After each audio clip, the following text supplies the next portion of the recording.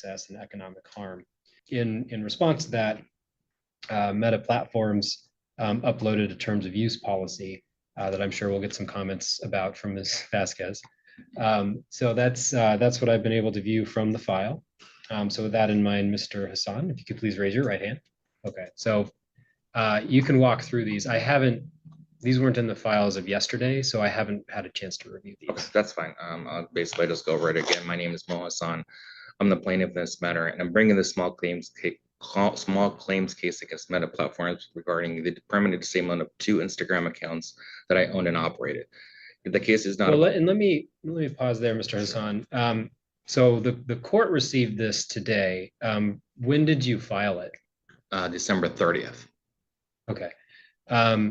Okay. And then Ms. Vasquez, the document, so Mr. Hassan here has uploaded a number of documents.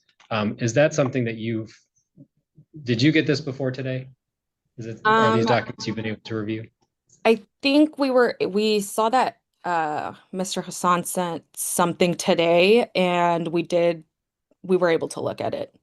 So again, this case is not about basically politics, ideology, or forcing me to host its concepts, but procedural inconsistencies, lack of transparency, and economic harm caused when large platforms like Meta basically can't follow their own standard frameworks.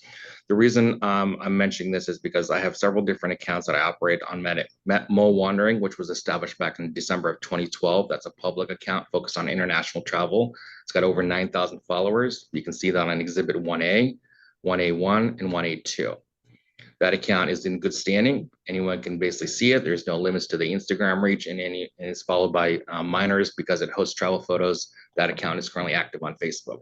Nomadic Husker was established in September of 2018. It's a private account that I basically use for international travel, but only for family that don't want other people to see that. That account is also active on Instagram. Husker Softball Network, that was established February of 2025, a little over a year ago. That is a public account focused on women's collegiate softball, followed by the Nebraska head coach herself and several players on the team. That account is currently active on Instagram and Facebook.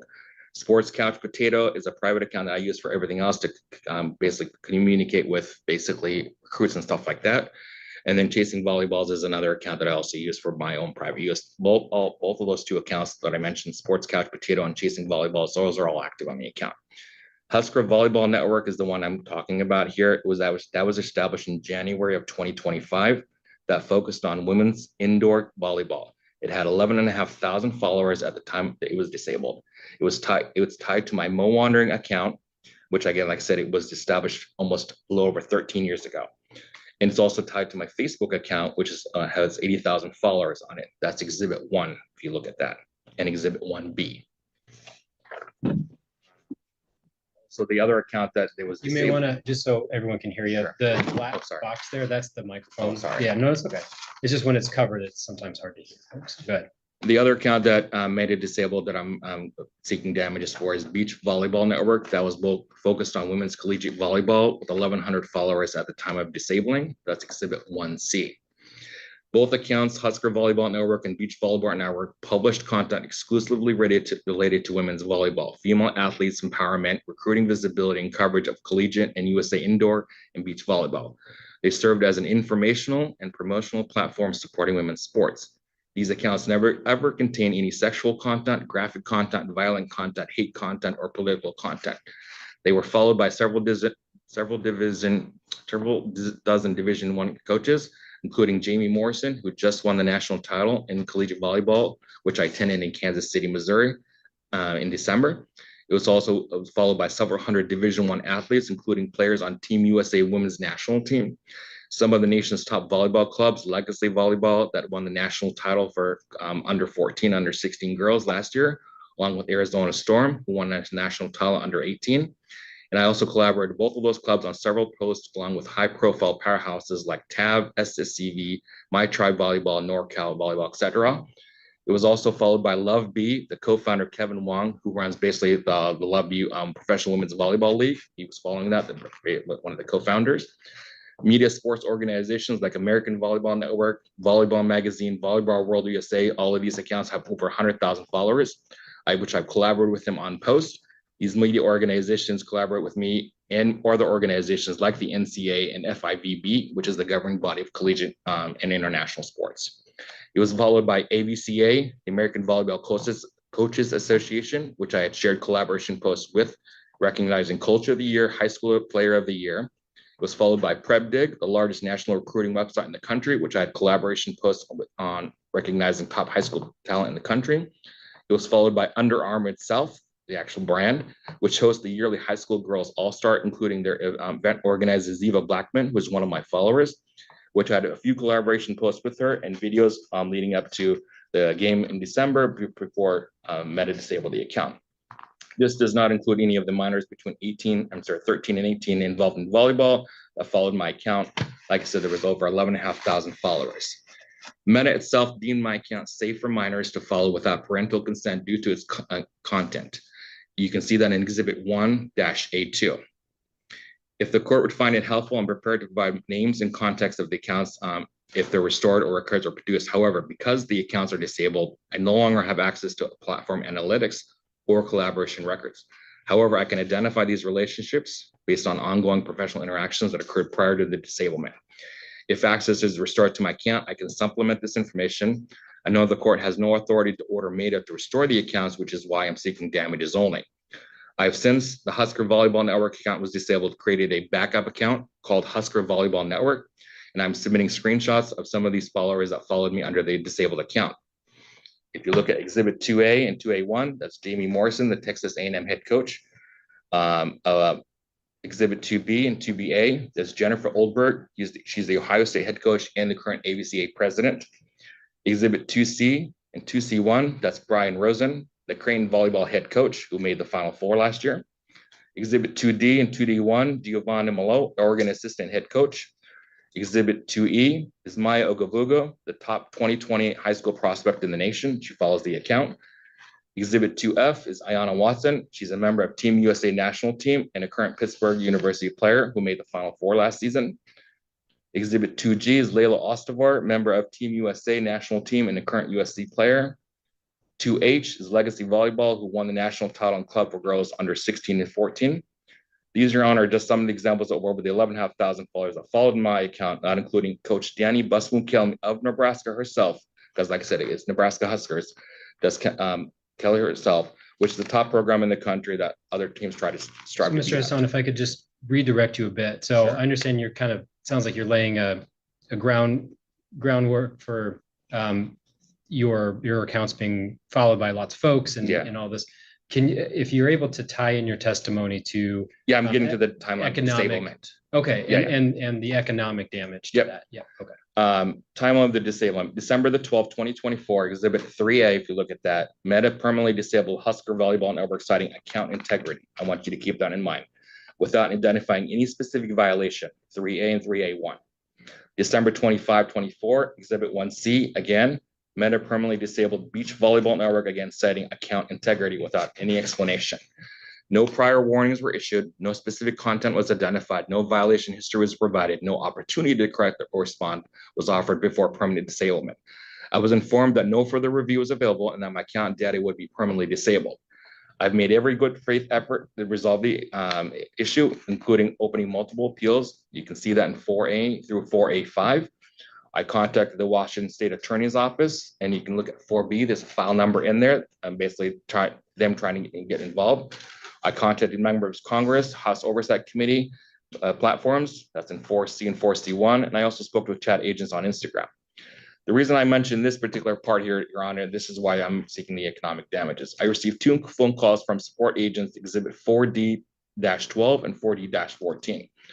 Under Exhibit 4D-12, you can see I spent almost 30 minutes on the phone with an agent informing that the account was reviewed by AI systems. This is directly them telling me, not what I'm speculating. They were basically told me it was reviewed by AI systems at the time. No human review was ever conducted based on the agent's research into the disablement, even after I appealed it, and due to the fact that there was nothing they could do, told me the only recourse possibly to get the accounts restored was legal action. The chat agent is the one that's telling me to file legal action against Meta. I informed the agent at the time it was always going to be my final option. Your Honor, I don't have any evidence to support the conversation other than a screenshot of the calls But the Meta agent told me that they record all phone calls, so Meta should have a copy of that recording. They made multiple barriers to support the contact support. The only way you can actually get a hold of support is actually purchasing a membership. So it cost me money to purchase that. There's where some of the economic damage is coming in from. The Meta subscription starts at $15 a month. That's a very basic one. Basically, all you can do is chat with an agent. If you want actual support, you have to pay the higher level one, which is $49.99 up to upwards of $4.99 for a subscription. So that's where some of the economic damage comes in.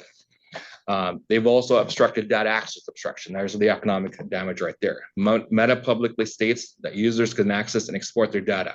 In practice, Meta allowed me to export data from my active Instagram account, but this would not allow me to download my information from all my collaborative posts from my disabled accounts. So the data export system does function. My credentials function. The obstruction only applies to disabled accounts. I want to get back to the account integrity and platform inconsistency. Meta stated that the disablement was based on account integrity, specifically alleging that users may not bypass enforcement by creating new accounts. Neither one of these accounts were created to bypass any enforcement. Both accounts were almost a year old. My Facebook account is linked to my Instagram account, which is linked through Meta's own account center. That's Exhibit 1, which has existed for over 13 years. If the alleged allegation was identity-based or user-based, the same enforcement would reasonably apply across all linked platforms. All my Instagram accounts and my Facebook accounts and my pages would have been disabled. Instead, they targeted these two specific accounts. My linked Facebook account and other pages, including Husker Volleyball Network on Facebook, has still remained active. Even though they've disabled it on Instagram, it's still remaining active on Facebook. That's Exhibit 7B-E. No explanation was provided why this selective enforcement was applied, why they disabled it on Instagram, but not on Facebook. That inconsistency raises a reasonable question regarding how Meta applies this account integrity policy and whether enforcement is applied uniformly or with adequate factual basis. Now, I gave Meta an opportunity to respond back to this. Like I said, this was filed in December 30th of 2025. Meta did not respond back to me until March the 10th, stating that they need to know what these two accounts that I'm filing in the lawsuit. I sent them screenshots on March the 10th of the Husker Volleyball Network and the Facebook Beach Volleyball Network. If you look at Exhibit 11, you'll see that they went ahead and disabled an account called mattrule.rules. That was disabled the day after I sent them screenshots. It took them an entire week to respond back to me and saying the reason now that they're disabling the accounts is because of high profile impersonation. Didn't bother to give me an idea what the impersonation was until last night when they sent me a screenshot showing what the profile was. Now this account, sir, that they're talking about, mat.rules, that's a parody account. That's just a meme account. I'm sure you know what that is. If you look at the screenshot of the actual, let me go back to it here. If I may just take a Sure. minute to try and summarize where I think you're going. Yeah. Because I do want to make sure we have time to get over to Ms. Vasquez as well. Sure. So it sounds like you've got a number of these high profile accounts. Mm-hmm. They were removed or deleted, disabled, whatever the terminology Mm-hmm. is. You, according to the terms of use, you engaged with the help center, Mm-hmm. which kind of starts that process of Correct. disputing a deletion. Mm-hmm. And as part of that, accessing that help center to sort of make your case, you're saying you incurred some costs. Correct. And that's where that's from the economic damage comes from. Okay. And so now, Well, that's one of them. okay, that's one of them. Yep. And then so you paid for the services in order to go through the help center Correct. to argue about the legitimacy. Disablement, correct. Okay. All right. And so at this point, what you're telling me is that some of your other cases, some of your other accounts were being deleted around this time. Correct. Okay. Exactly. Okay, go ahead. I just want to make sure I was. So on like I said, on December the 11th, they disabled the account mat.rule.rules, which is, like I said, was a parody account. The whole purpose of that account was to basically just make fun of do you know who Matt Rule is? No. If you were to go on an Instagram account and you saw there's 2 followers on there, Mhm. and the account specifically states in the bio, this account is to troll other people, would you take that account seriously? No. Exactly. Okay. So Meta is going to use that as an excuse, as their only exhibit of why they disabled the account, because I'm going to read basically Well, so I do want to, though, I want to focus on, I understand there's a dispute around, you know, the deletion of the account. Yeah. You've talked about economic damages with respect to using the help center. Correct. You said that was some of them. Correct. What are The other one is, in order for you to monetize on anything with Facebook, you have to have over 10,000 followers. That's where the economic damage is. Once you hit $10,000, you can monetize on Reels, on posts, on shared collaboration posts. Once you do that, you can pretty much, that's where the economic does. It took me almost an entire year to build that 10,000 base follower. Once you do that, you can monetize on that. That's where the economic damage comes in from. And that's what the Beach Volleyball Network was also targeting, because that same network, like I said, the same account had 1,100 followers. It only had been around for about 8 months. I was trying to get up to that 10,000 followers. Okay. All right. So I think so.